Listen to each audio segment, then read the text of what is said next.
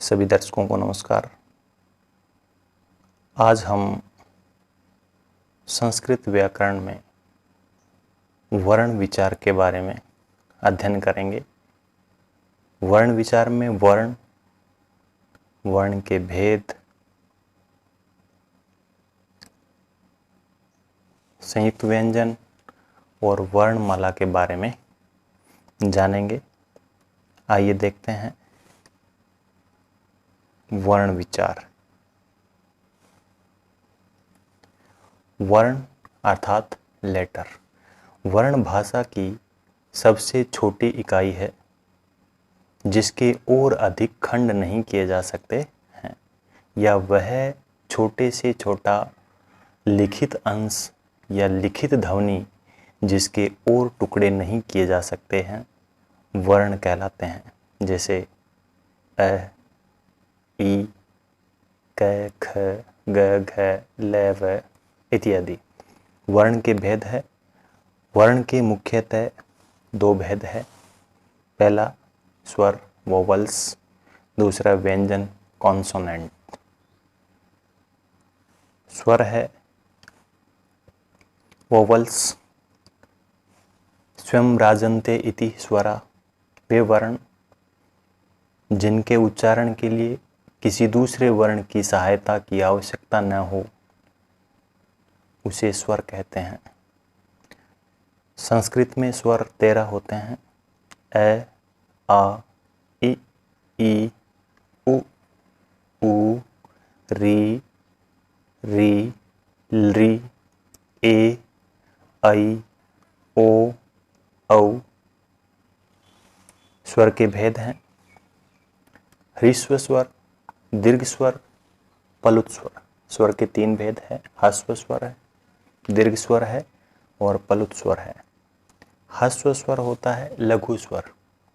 जिन स्वरों के उच्चारण में एक मात्रा का समय लगता है उन्हें ह्रस्व स्वर कहते हैं। इन्हें मूल स्वर भी कहते हैं। ये 5 हैं।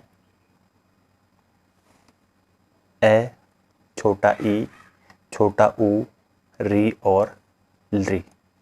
ह्रस्व स्वर 5 होते हैं। ह्रस्व स्वर के उच्चारण में एक मात्रा का समय लगता है। इन्हें मूल स्वर भी कहते हैं। ये 5 होते हैं। ए, छोटा ई, छोटा ऊ, री और लृ। दूसरा है दीर्घ स्वर। जिन स्वरों के उच्चारण में 2 मात्रा का समय अर्थात ह्रस्व स्वर की अपेक्षा दुगुना समय लगता है उन्हें दीर्घ स्वर कहते हैं। इनकी संख्या 8 है। आ, ई, उ, री, ए, ऐ, ओ, औ। ह्रस्व स्वर 5 होते हैं। दीर्घ स्वर 8 होते हैं। स्वर का तीसरा भेद है पलुत स्वर। जिन स्वर वर्णों के उच्चारण में 3 मात्रा का समय अर्थात ह्रस्व स्वर की अपेक्षा तिगुना समय लगता है उन्हें पलुत स्वर कहते हैं। पलुत स्वरों को लिखते समय 3 मात्राओं को प्रकट करने के लिए स्वर के बाद 3 का अंक लिख दिया जाता है। जैसे ओम। संस्कृत भाषा में इसका बहुत कम मात्रा में प्रयोग किया जाता है। ज़्यादातर ह्रस्व स्वर और दीर्घ स्वर का ही प्रयोग होता है। स्वर संस्कृत में 13 होते हैं। स्वर के 3 भेद होते हैं। ह्रस्व स्वर, दीर्घ स्वर और पलुत स्वर। ह्रस्व स्वर 5 होते हैं जिन्हें मूल स्वर भी कहा जाता है। यह है ए, छोटा ई, छोटा ऊ, री और लृ। दीर्घ स्वर 8 होते हैं। आ, बड़ा ई, बड़ा ऊ, बड़ा री। इस बड़ा री का भी बहुत कम मात्रा में प्रयोग किया जाता है। ए, ऐ, ओ, औ। ये 8 दीर्घ स्वर होते हैं। इसके बाद देखते हैं व्यंजन कॉन्सोनेंट्स। जिन वर्णों का उच्चारण स्वरों की सहायता के बिना नहीं हो सकता उन्हें व्यंजन कहते हैं। अन्वग भवति इति व्यंजनम अर्थात जो स्वरों के पीछे पीछे चलते हैं उन्हें व्यंजन कहते हैं। अर्थात जिन वर्णों का उच्चारण करने के लिए स्वर वर्णों की सहायता लेनी पड़े उन्हें व्यंजन वर्ण कहते हैं। जैसे क, ख, ग आदि। इन उदाहरणों से स्पष्ट है कि प्रत्येक व्यंजन के नीचे हलंत हल चिन्ह लगा हुआ है। जब तक व्यंजनों के साथ कोई स्वर नहीं मिलाया जाता तब तक उन्हें हलंत कहते हैं। हल अर्थात आधा। व्यंजन के साथ स्वर जोड़कर उनका रूप इस प्रकार हो जाता है। जैसे ये क है, ये हल है, ई स्वर जुड़ा तो क्या बन गया की। व्यंजन के भेद है। उच्चारण के आधार पर व्यंजन वर्णों के 3 भेद होते हैं। पहला होता है स्पर्श व्यंजन, दूसरा होता है अंतस्थ व्यंजन, तीसरा होता है ऊष्म व्यंजन। स्पर्श व्यंजन, स्पर्श का अर्थ होता है छूना, टच करना। जिन वर्णों के उच्चारण में हमारी जिह्वा, जीभ, मूर्धा, दांत या मुंह के अंदर किसी भी भाग को स्पर्श करती है उन्हें हम स्पर्श व्यंजन कहते हैं। जिन वर्णों के उच्चारण में जिह्वा अर्थात तालु, मूर्धा, दांत आदि मुख के किसी भी भाग का स्पर्श करती है उन्हें स्पर्श व्यंजन कहते हैं। स्पर्श व्यंजन 25 होते हैं और इसको याद करने का सूत्र है क, च, ट, त, प। क, च, ट, त, प। सीक्वेंस वाइज भी याद हो जाएंगे अगर इस सूत्र को ध्यान में रखेंगे। क से क वर्ग, च से च वर्ग, ट से ट वर्ग, त से त वर्ग और प से प वर्ग। एक वर्ग में 5 व्यंजन होते हैं और उन 5 व्यंजनों के पहले व्यंजन से उसको नाम दे दिया जाता है वर्ग। क वाली लाइन में आने वाले समूह को क्या कहते हैं? क वर्ग।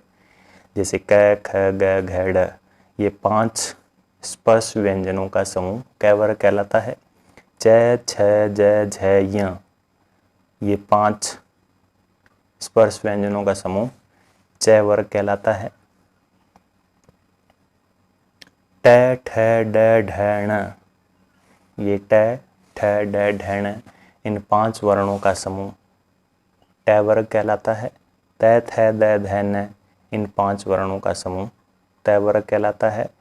प, फ, ब, भ, म, इन 5 वर्णों का समूह प वर्ग कहलाता है। तो ये स्पर्श व्यंजन होते हैं क, च, ट, त, प। प्रत्येक में 5 वर्ण है, 5 5 जा 25, तो इन्हें क्या कहते हैं? स्पर्श व्यंजन। स्पर्श व्यंजन वे होते हैं जिनका उच्चारण करते समय हमारी जीभ मुंह के किसी हिस्से को टच करती है, छूती है, स्पर्श करती है, इसलिए हम इन्हें क्या कहते हैं? स्पर्श व्यंजन कहते हैं। और ये कितने होते हैं? 25 होते हैं। और स्पर्श व्यंजन में 5 वर्ग होते हैं, क वर्ग, च वर्ग, ट वर्ग, त वर्ग और प वर्ग। व्यंजन का दूसरा भेद है अंतस्थ व्यंजन। जिन वर्णों का उच्चारण करने के लिए वायु को थोड़ी देर रोककर कम शक्ति के साथ छोड़ा जाता है उन्हें अंतस्थ व्यंजन कहते हैं। अंत अर्थात हमारे शरीर के अंदर स्थित। ये 4 हैं य, र, ल, व। व्यंजन का तीसरा भेद है ऊष्म व्यंजन। जिन वर्णों के उच्चारण में मुख से घर्षण अर्थात रगड़ खाते हुए घर्षण के साथ ऊष्म वायु निकलती है, गर्म हवा निकलती है, उन्हें हम ऊष्म व्यंजन कहते हैं। ये भी 4 होते हैं श, स, स, ह। ये 3 स है। पहला स तालव्य स बोला जाता है, स, सीटी की आवाज आती है जिससे स। और दूसरा स है मूर्धन्य स है, इसे कंठ से बोला जाता है। और तीसरा स दंती स है, दांत से स और है। ये 4 वर्ण ऊष्म व्यंजन है। इस प्रकार हमने व्यंजन पढ़े। व्यंजन अन्वग भवति इति व्यंजनम, जो स्वरों के पीछे पीछे चलते हैं उन्हें व्यंजन कहते हैं, या वे वर्ण जिनका उच्चारण करने के लिए स्वर वर्णों की सहायता लेनी पड़े उन्हें हम क्या कहते हैं, व्यंजन कहते हैं। व्यंजन के 3 भेद होते हैं, स्पर्श व्यंजन, अंतस्थ व्यंजन और ऊष्म व्यंजन। स्पर्श व्यंजन 25 होते हैं, इसमें 5 वर्ग होते हैं, क च ट त प। अंतस्थ व्यंजन 4 होते हैं, य र ल व। ऊष्म व्यंजन भी 4 होते हैं, 3 स होते हैं, स स और ह। पहला स तालव्य स बोला जाता है, दूसरे स को मूर्धन्य स कहा जाता है और तीसरे स को दंती स कहा जाता है। अब देखते हैं संयुक्त व्यंजन। जब 2 या 2 से अधिक व्यंजनों को मिलाकर बोला या लिखा जाता है उन्हें संयुक्त व्यंजन कहते हैं। 2 या 2 से अधिक व्यंजनों को मिलाकर बोला या लिखा जाता है उन्हें क्या कहते हैं, संयुक्त व्यंजन कहते हैं। जैसे क और श को मिलाकर क्या बनता है, क्ष। त और र से मिलकर क्या बनता है, त्र। ज और य से मिलकर क्या बनता है, ज्य। स और र से मिलकर बनता है श्र। द और य से मिलकर के द्य बनता है। इसको ऐसे लिखा जाता है, जैसे विद्यालय हम लिखते हैं तो ये द्य ऐसे लिखा जाएगा। संयुक्त व्यंजन क्या होता है, 2 या 2 से अधिक व्यंजनों को मिलाकर बोला या लिखा जाता है उन्हें हम संयुक्त व्यंजन कहते हैं। ये अक्ष, त्र, ज्ञ, श्र, द्य इत्यादि होते हैं। तो इस प्रकार हमने वर्ण पढ़ा। वर्ण, लेटर, वह छोटे से छोटा लिखित अंश या लिखित ध्वनि जिसके टुकड़े नहीं किए जा सकते उसे हम क्या कहते हैं, वर्ण कहते हैं। और वर्ण के 2 भेद होते हैं, पहला स्वर वर्ण और दूसरा व्यंजन वर्ण। स्वर वे वर्ण जिनका उच्चारण करने के लिए हमें किसी दूसरे वर्ण की सहायता नहीं लेनी पड़े उन्हें स्वर वर्ण कहते हैं। स्वयं राजन्ते इति स्वरा, जो स्वयं प्रकाशमान होते हैं, स्वयं सक्षम होते हैं, उन्हें स्वर कहते हैं। संस्कृत में स्वर 13 होते हैं। ह्रस्व स्वर 5 होते हैं जिन्हें मूल स्वर भी कहा जाता है। दीर्घ स्वर 8 होते हैं और इसका तीसरा भेद प्लुत स्वर होता है जिसका संस्कृत में बहुत कम प्रयोग किया जाता है। वर्ण का दूसरा भेद था व्यंजन। व्यंजन होते हैं अन्वग भवति इति व्यंजनम, पीछे पीछे चलते हैं जो स्वर के, अर्थात वे वर्ण जिनका उच्चारण करने के लिए स्वर वर्णों की सहायता लेनी पड़े उन्हें व्यंजन वर्ण कहते हैं। व्यंजन वर्णों के 3 भेद होते हैं, स्पर्श व्यंजन, अंतस्थ व्यंजन और ऊष्म व्यंजन। स्पर्श व्यंजन 25 होते हैं, अंतस्थ व्यंजन 4 होते हैं और ऊष्म व्यंजन भी 4 होते हैं। उसके बाद हमने पढ़ा संयुक्त व्यंजन। संयुक्त व्यंजन 2 या 2 से अधिक व्यंजनों को मिलाकर बोला या लिखा जाता है उन्हें हम संयुक्त व्यंजन कहते हैं। अक्ष, त्र, ज्ञ, श्र और द्य इत्यादि। अब हम देखते हैं वर्णमाला।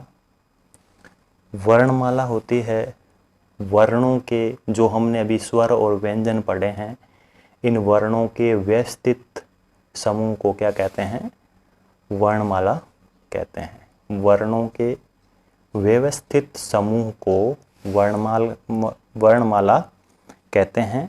संस्कृत में वर्णमाला अभी हमने देखे थे कि स्वर कितने होते हैं, संस्कृत में 13 स्वर होते हैं। ए, आ, ई, उ, री, ये री है, ए, आई, ओ, औ, 13 स्वर होते हैं। और व्यंजन होते हैं, स्पर्श व्यंजन 25, क वर्ग, च वर्ग, ट वर्ग, त वर्ग, प वर्ग को मिलाकर के कितने हो जाते हैं, 25 स्पर्श व्यंजन होते हैं। 4 अंतस्थ व्यंजन, य, र, ल, व और 4 ऊष्म व्यंजन स है।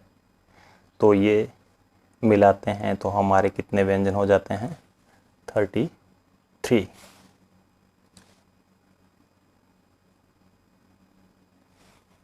इस प्रकार आज का वीडियो यहीं पे समाप्त होता है। आशा है कि आपको वर्ण के भेद, संयुक्त व्यंजन और वर्णमाला समझ में आई होगी। धन्यवाद। देखते रहिए संस्कृत स्टडी।